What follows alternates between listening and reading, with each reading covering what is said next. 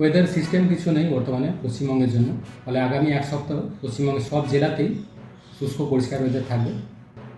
কলকাতা পার্শ্ববর্তী অঞ্চলের জন্য দিনের সর্বোচ্চ তাপমাত্রা যেটা রিপোর্ট হয়েছে গত 24 ঘন্টায় 25.2 ডিগ্রি কাছাকাছি, যেটা স্বাভাবিক থাকার কথা 27.8 ডিগ্রি কাছাকাছি।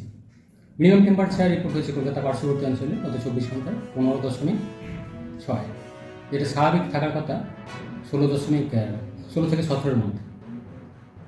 আগামী এক সপ্তাহ তাপমাত্রা খুব একটা উল্লেখযোগ্য পরিবর্তন থাকবে না।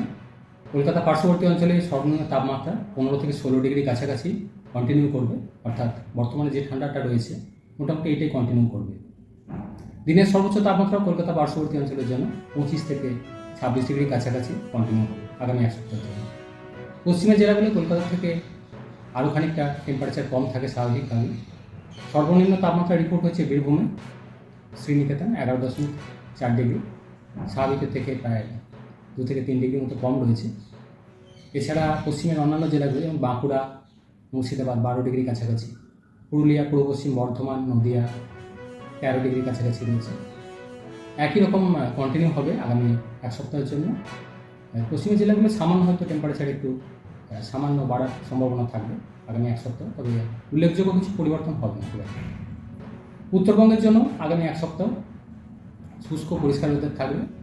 আগামী দুদিন সকালের দিকে হালকা থেকে মাঝারি ধরনের কুয়াশা সাময়িকভাবে থাকার সম্ভাবনা আছে সকালের দিকটা বা ভোরের দিকটা উত্তরবঙ্গের জেলাগুলো, বিশেষ করে দার্জিলিং, জলপাইগুড়ি, কোচবিহার, আলিপুরদুয়ার এই জেলাগুলো দু এক জায়গায়। বৃষ্টিপাতের সম্ভাবনা থাকছে না উত্তরবঙ্গের জেলাগুলির জন্য, শুষ্ক ওয়েদার থাকবে উত্তরবঙ্গের জেলাগুলির জন্য। আর তাপমাত্রা সর্বনিম্ন তাপমাত্রা রিপোর্ট হচ্ছে দার্জিলিং 4 ডিগ্রি কাছাকাছি, কালিম্পং 9 ডিগ্রি কাছাকাছি, কোচবিহার, আলিপুরদুয়ার 10 ডিগ্রি কাছাকাছি, জলপাইগুড়ি 12 ডিগ্রি কাছাকাছি। উল্লেখযোগ্য খুব একটা পরিবর্তন থাকবে না তাপমাত্রা উত্তরবঙ্গের জেলাগুলির জন্য। বর্তমানে যে ঠান্ডাটা রয়েছে মোটামুটি সেইটাই কনফার্ম হবে আগামী এক সপ্তাহের জন্য। জাঁকিয়ে শীত কবে থেকে? না, এখন যে ঠান্ডাটা রয়েছে টেম্পারেচার হিসেবে যদি বলা হয় স্বাভাবিকের থেকে সামান্য একটু কম রয়েছে। কলকাতা পার্শ্ববর্তী অঞ্চলে এই সময় স্বাভাবিক থাকার কথা 16 থেকে 17-এর মধ্যে। বর্তমানে যেটা রিপোর্ট হয়েছে জাস্ট 15 থেকে 16-এর মধ্যে চলছে এবং খুব একটা পরিবর্তন নেই। ফলে এখন যে ঠান্ডাটা রয়েছে মোটামুটি এইটাই আগামী এক সপ্তাহ কন্টিনিউ করবে, খুব বেশি পরিবর্তন থাকবে না। কলকাতা পার্শ্ববর্তী অঞ্চলে 15 থেকে 16-এর মধ্যেই থাকবে মিনিমাম টেম্পারেচার।